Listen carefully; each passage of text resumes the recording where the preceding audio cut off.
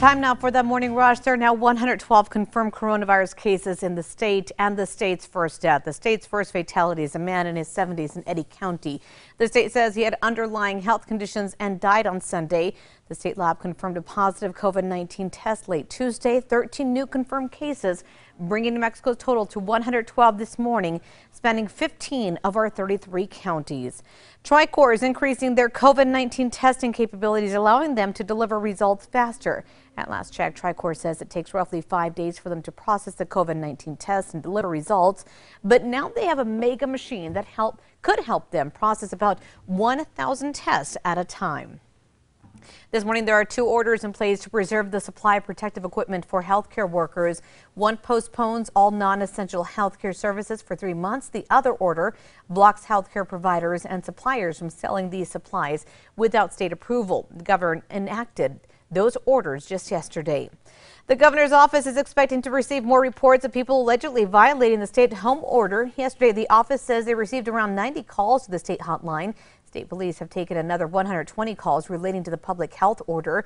Violators can face up to $100 fine or 6 months in jail. The state is now able to send important COVID-19 alerts right to your cell phone. The governor says they're using the same system used for Amber Alerts to give the public critical updates through text messages. Yesterday's first message encouraged people to stay at home. That was for the stay-at-home order. You may see the system used to send out new information going forward. Erica. And for today, we have red flag warnings in effect from 11 to 8 p.m. That'll include our upper Rio Grande Valley in Colorado near Alamosa and the northeast Highlands. Make sure not to intentionally start any fires today. Researchers at UNM are working to learn more about how COVID-19 affects New Mexicans. Researchers at the Center for Global Health are getting study samples from the Department of Health and TriCore. Those samples are being used to try to better understand the spread of COVID-19 and how it can change over time. They're also studying how health workers can safely reuse protective equipment. 1 week after restaurants were reduced to just takeout and delivery, some local spots are struggling. Garcia's Kitchen has lost 75% of its business. They've laid off 150 out of 250 employees. At Church Street Cafe, the owner says income has dropped more than 95%. She only has four of her 5 employees.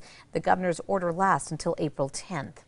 Albuquerque has 4 public relief centers set up to help people meet various needs. The Journal's now reporting there is 1 center in each quadrant of the city. Each of these centers has services and supplies like monthly food boxes and a clothing bank.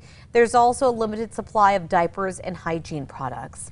Smith's taken steps to better protect its workers and ensure the recommended social distance. The chain is installing plexiglass barriers at cash registers as well as floor decals, reminding people to stay 6 feet apart.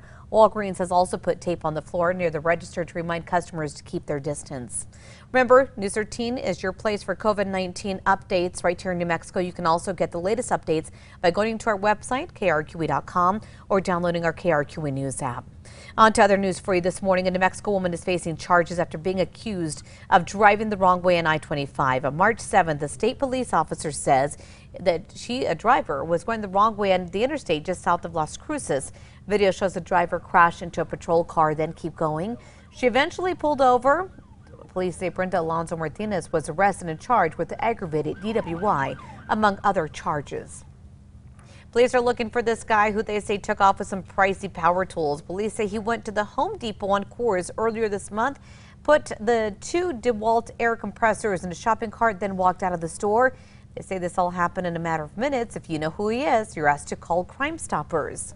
The head of a local Crime Stoppers chapter is charged with embezzlement this morning. In November, the San Juan County Sheriff's Office donated a Ford Expedition to the county's Crime Stoppers. The organization's executive director, Johnny Adams, allegedly took possession of the SUV and never told anyone. Investigators say Adams' mileage logs show that he was not using it for work. New Mexico medical marijuana company Ultra Health has begun exporting cannabis-based medicine to Israel.